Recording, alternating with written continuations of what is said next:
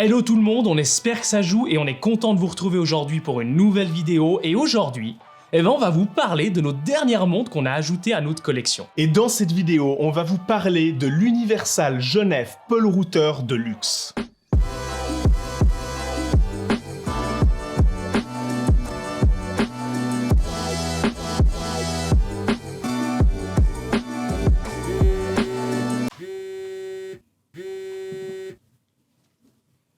Allô Lucas?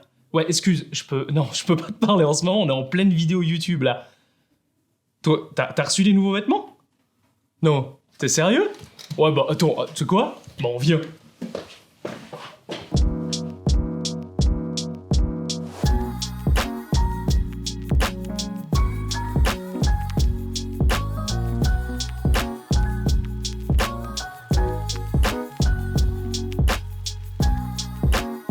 C'est une montre qui est quand même assez atypique, avec un ADN très particulier. Pour l'occasion, Jean Lassément, on avait envie de se prêter un petit peu à un jeu particulier, d'aller voir notre ami Luca, qui tient la boutique Recall Clothing à Genève, et qui propose des vêtements de malade. Vous le savez, on en avait déjà parlé sur d'autres vidéos YouTube, sur des lives YouTube, etc. Et l'occasion, c'était vraiment de se dire comment, avec cette montre qui a un ADN bien particulier, on va pouvoir se changer un petit peu de mood et de se mettre 100% dans l'univers Universal Genève. Sachant surtout qu'on est sur une montre de 1960. Et on l'a mis un petit peu au défi de nous marier un style cool, de nous mettre dans un bon mood, un look sportif, chic, très vintage aussi. Et c'était pas évident pour lui, mais assez rapidement, il a sorti des pièces assez incroyables. Il m'a fait enfiler un pantalon de la marque milanaise Fortella d'Alessandro Squardi, si vous connaissez un petit peu. Et c'est le fameux Fatigue Pants avec ses grandes poches. C'est un coton selvage, un pantalon blanc. Donc ce qui est assez cool, c'est qu'on peut vraiment jouer avec plein d'autres pièces quand on a un pantalon blanc. Une coupe très droite, donc très workwear, un peu brute comme ça. Puis il nous a trouvé quand même une magnifique chemise de la marque Warehouse, qui est une marque japonaise, là encore en coton selvage, avec un coton de malade mental, des motifs de dingue. Vraiment, quand on enfile cette chemise, il y a un truc qui se passe, mais de fou. Et l'avantage de cette chemise, c'est qu'elle reprend les codes des chemises des mineurs américains des années 20, 1920 à peu près. Donc il y a un petit clin d'œil avec l'Universal Genève que vous allez comprendre un peu plus tard. Et puis pour finir le look, Lucas m'a surpris à m'enfiler un petit gilet de la marque italienne Scartilab. Et je vous avoue que le look, une fois terminé avec la montre, c'était juste magnifique. N'hésitez pas à vous rendre dans la description. Il y a tous les liens de tous les vêtements sur la boutique Recall. Vous verrez, il y a plein d'autres choses. Il y a de quoi se faire plaisir.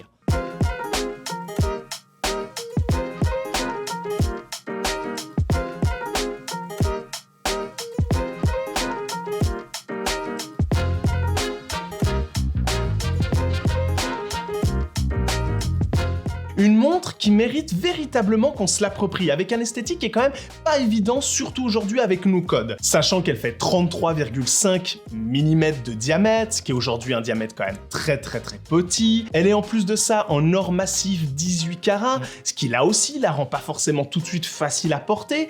Et c'est marrant, c'est que quand on se penche un peu plus sur la montre, on remarque qu'elle a un ADN très tool watch, derrière son air un peu élégant vintage. C'est pas pour rien, il faut savoir qu'Universal Genève, à l'époque, l'avait créé pour la compagnie SAS, qui est une compagnie aérienne scandinave, toujours active dans les pays du Nord. Mais avec ces codes qu'elle a aujourd'hui, on va pas se mentir, on l'assimile très rapidement à une montre plutôt élégante, de par son côté or massif, petit diamètre, très fine aussi, puisque 8,5. Donc voilà, forcément, on est là-dedans, on est dans une montre très élégante. Ce qui est hyper intéressant, c'est qu'on parle de la montre maintenant qui clairement fait partie des fameuses montres habillées, dress watch, mais qui à l'époque étaient des tool watch. C'est un peu pareil pour les vêtements que je porte aujourd'hui dans cette vidéo. À l'époque, c'était vraiment des vêtements dits professionnels, workwear, etc. Et maintenant, ils font bien plus partie du vestiaire soft tailoring. Ces deux univers qui, chacun en leur temps, avaient une utilisation bien propre, qui aujourd'hui, cette utilisation s'est perdue, mais on retrouve un côté très élégant entre les vêtements et la montre. Et pour celles et ceux qui sont pas forcément familiarisés avec le terme de soft tailoring, on vous met dans la description quelques liens, notamment de chez Bungle, qui vous en parleront très bien.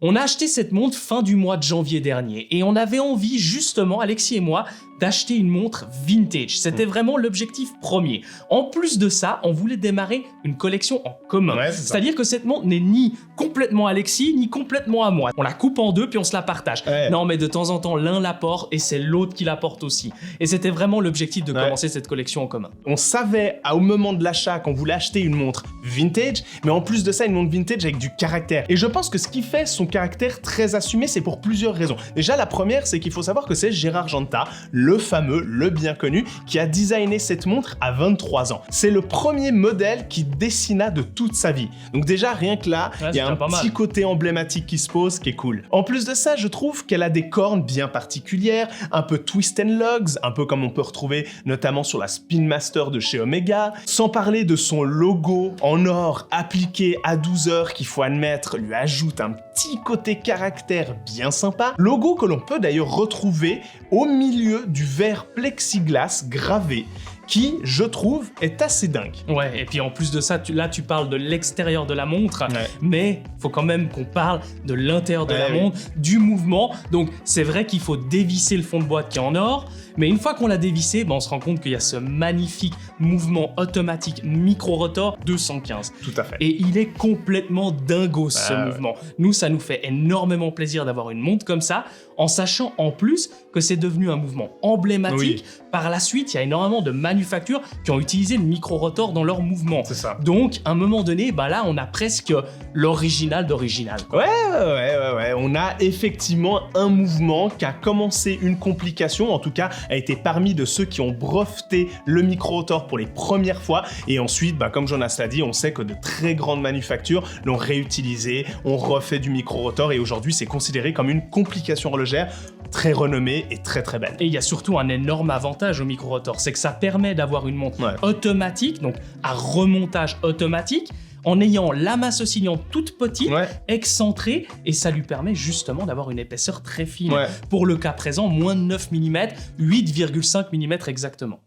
On remercie vraiment Luca de la boutique Rico Clothing parce que ces vêtements vraiment nous ont aidés durant le tournage de nous plonger à 100% dans l'univers de cette pole router, aussi de faire des images qui sont quand même quelque part rien que par les vêtements un peu atypiques et ça on est content. À côté de ça, il y a aussi une petite subtilité que peut-être les plus observateurs auront vu depuis le début de la vidéo, c'est des bracelets 100% coton que Jonas porte à côté de la montre et qu'il faut admettre, on est très fiers. Ce sont des bracelets en coton tressés à la manière japonaise Kumishimo. Bien joué. Ouais, merci. Bravo. Et effectivement, il faut savoir que c'est nous qui tressons à la main ces bracelets. Ça nous prend un moment, mais c'est un truc qu'on avait envie de tester parce que on adore avoir un bracelet, soit sur l'autre poignet où vous portez votre montre, ou même sur le même, comme le fait Jonas. Ça ajoute beaucoup de caractère. Pour l'été, c'est vachement cool. Et on a l'honneur de vous annoncer qu'à partir de maintenant, vous pourrez les trouver sur notre site internet, vous faire plaisir, en commander un petit. Vous le verrez qu'il y a 3 déclinaisons de couleurs différentes.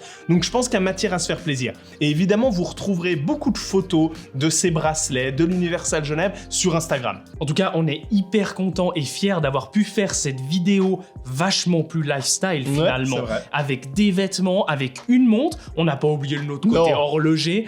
Ça fera toujours partie de nous. Mais n'hésitez pas à nous dire dans les commentaires à quel point vous avez apprécié cette vidéo ou non finalement, parce que ça reste encore votre commentaire. Bien évidemment, vous l'imaginez, que vous n'avez pas fini d'entendre parler de cette Universal Genève Pole Router de luxe sur Instagram, sur YouTube, maintenant qu'elle fait partie de notre collection, on va en profiter à fond, on va faire beaucoup de contenu, donc ça risque d'être assez chouette. Et comme d'habitude, n'hésitez pas à liker cette vidéo, à nous suivre, à vous rendre en description pour tous les liens de tout ce qu'on vous a parlé pendant cette vidéo.